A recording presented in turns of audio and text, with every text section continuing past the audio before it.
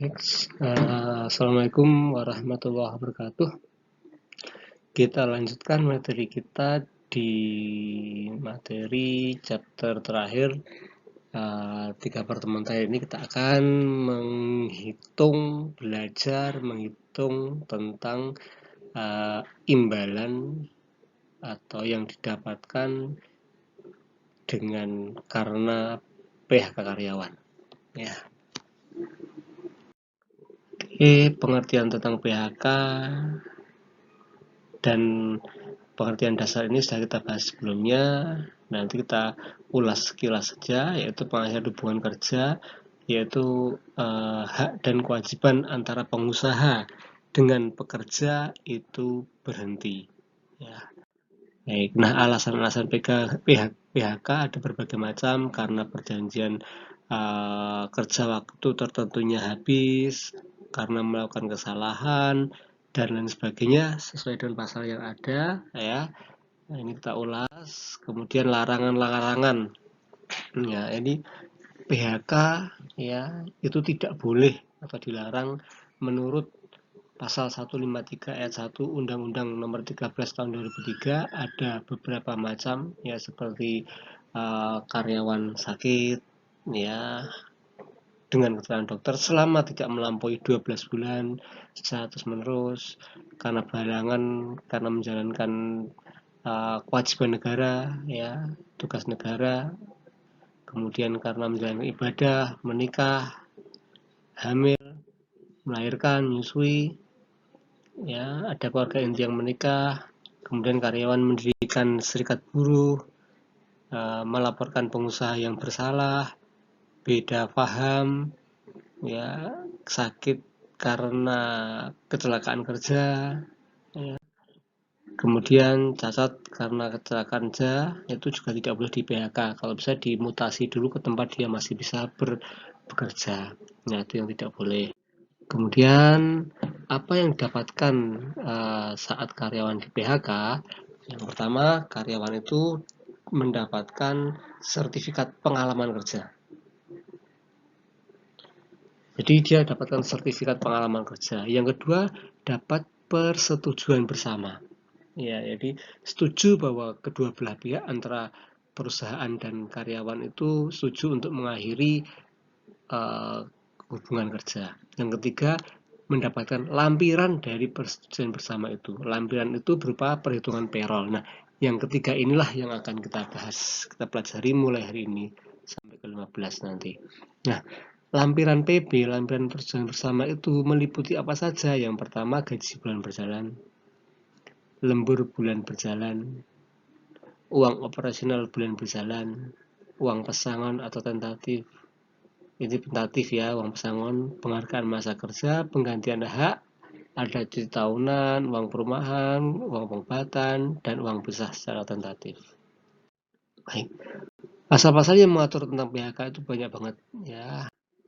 Ada 151, ada 150, 151 ayat 123, 105 ayat 123. Ini semua perlu Anda pelajari, Anda mengerti, Anda pahami ya. Nah, ini yang tadi pengusaha dilarang melakukan PHK, ini pasalnya. Kemudian di sini yang perlu Anda perdalam, yaitu perhitungan terkait dengan hak karyawan. Contoh, perhitungan uang pesangon. Uang pesangon itu ya sebagaimana maksud pasal 1 di atas, bahwa yang masa kerjanya kurang dari setahun ya, ya itu mendapatkan 1 kali bulan upah. Masa kerjanya setahun atau lebih tapi kurang dari 2 tahun mendapatkan 2 kali bulan upah. Sampai masa kerja 8 tahun atau lebih mendapatkan 9 kali bulan upah, 9 kali gaji atau gaji pokok yang dia dapatkan. Kemudian itu terkait dengan pesangon. Yang kedua terkait dengan penghargaan masa kerja. Orang yang memiliki masa kerja 3 tahun di perusahaan namun kurang dari 6 tahun, dia mendapatkan 2 kali bulan upah. Tapi kalau pekerjanya kurang dari 3 tahun, dia belum berhak mendapatkan uang penghargaan masa kerja. Kemudian masa kerja 6 tahun atau lebih namun kurang dari 9 tahun, dia mendapatkan 3 kali bulan upah. 9 tahun namun kurang dari 12 tahun, 4 bulan upah. 12 tahun namun kurang dari 15 tahun, 5 bulan upah. 15 tahun kurang dari 18 tahun, 6 kali bulan upah. Masa kerja 18 tahun namun kurang dari 21 tahun, 7 kali bulan, 7 kali upah ya. Masa kerja 21 sampai 24 mendapatkan 8 kali bulan upah. Masa kerja 24 tahun ke atas atau lebih ya mendapatkan 10 kali bulan upah. Nah, kemudian uang penggantian hak itu ada cuti tahunan. Nah, di pasal 156 ayat 4, cuti tahunan yang belum diambil atau belum gugur itu bisa diuangkan. Jadi kalau ada perusahaan yang mengatakan cuti tahunannya itu gugur hilang, nggak bisa diuangkan, itu sebenarnya salah. Ya, kalau perusahaan Anda nanti menerapkan itu, Anda sebagai HRD, Anda perlu meninjau ulang peraturan perusahaan Anda dan harus dilaporkan ke Disnaker bahwa itu salah dan disesuaikan. Namun kalau ada yang tahu tapi ngeyel, lah itu tuh yang salah itu ya. Jadi menurut pasal 156 ayat 4 poin A itu tahunan yang belum diambil atau belum gugur itu bisa diuangkan ya. Berhak karyawan mendapatkan hak ini pada saat Anda mengundurkan diri nanti. Yang kedua, biaya atau ongkos pulang. Misalnya Anda diterima di Jakarta, POH, Point of Hire Jakarta, ditempatkan di Semarang, berarti Anda memiliki hak untuk pulang ke Point of Hire di Jakarta sana, sesuai penerimaannya. Kemudian penggantian perumahan serta pengobatan dan perawatan ditetapkan 15% dari uang pesangon atau uang penghargaan masa kerja bagi yang memenuhi syarat.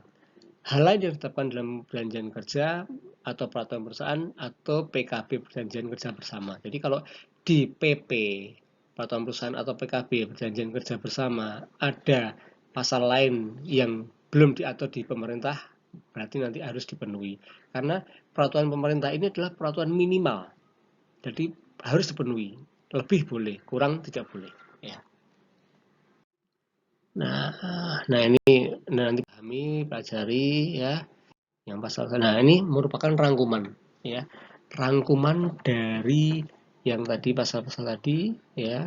Jadi ini misalnya ada karyawan yang resign mengundurkan diri karena masa percobaan. Berarti PPH itu kalau masuk pengadilan hubungan industrial ya, jadi ada sidangnya ini diatur di sini, tapi kalau nggak usah. UPSG itu uang pesangon, UPMK itu uang penghargaan masa kerja, UPH itu uang penggantian hak, UPSH itu uang pisah. Kalau masih dalam masa percobaan, kontrak itu nggak dapat apa-apa. Makanya sekarang itu banyak perusahaan yang usil, mereka tidak mau mengangkat karyawan tetap. Ya, kontrak pertama, kontrak kedua, seharusnya setelah kontrak kedua wajib tetap toh. Tapi karena perusahaannya tidak mau tetap, maka di PHK dulu, dirumahkan selama 3 bulan. PHK 3 bulan, nanti direkrut awal lagi, kontrak pertama lagi. Nah, seterusnya seperti itu. Nah, dia nggak dapat apa-apa. Nah, misalnya dia melakukan kesalahan berat yang kedua 158 ayat 1 dan 2, dia mendapatkan uang penggantian hak, dapat uang pisah tentatif dapat ya. Setelah 6 bulan tidak dapat melakukan pekerjaan sebagai mestinya, dia akan mendapatkan uang penghargaan masa kerja, uang pisah. Nah misalnya nih meninggal dunia dia UPPHI kan enggak sidang ya. Uang pesangon dia mendapatkan hak 2 kali dalam pesangon. Misalnya uang pesangonnya itu dia bekerja 5 tahun, dia mendapatkan uang pesangonnya kan 5 kali. Tapi kalau karena meninggal di pasal 166 ini, maka uang pesangonnya 2 kali. 2 kali sebetulnya hanya 5 kali. Berarti 2 kali 5 mendapatkan 10 kali gaji kalau meninggal dunia. Uang penghargaan masa kerjanya sekali doang. Ya, kalau dari 3 tahun kurang dari 6 tahun berarti 1 kali gaji. Ya, oke. Jadi ini yang centang dapat, kalau yang ini angka ini berarti dikalikan 2 kalinya. Misalnya masuk usia pensiun itu uang pesangonnya 2 kali.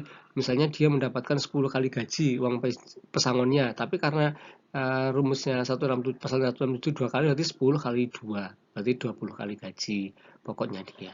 dan seterusnya. Nah, sesuai dengan pelanggaran atau sesuai kasus-kasus yang PHK yang dialami, silakan dari kasusnya apa, lihat rangkumannya di sini, dia karena pemangkir misalnya, sakit berkepanjangan, atau karena perubahan status perusahaan, peleburan, perusahaan tutup. Nah, ini hanya ada di sini semuanya. Ya. Ini ada soal latihan, silakan jika sudah bisa dikerjakan, kalau belum bisa minggu depan kita coba pelajari bersama-sama. Oke, terima kasih. Assalamualaikum warahmatullahi wabarakatuh.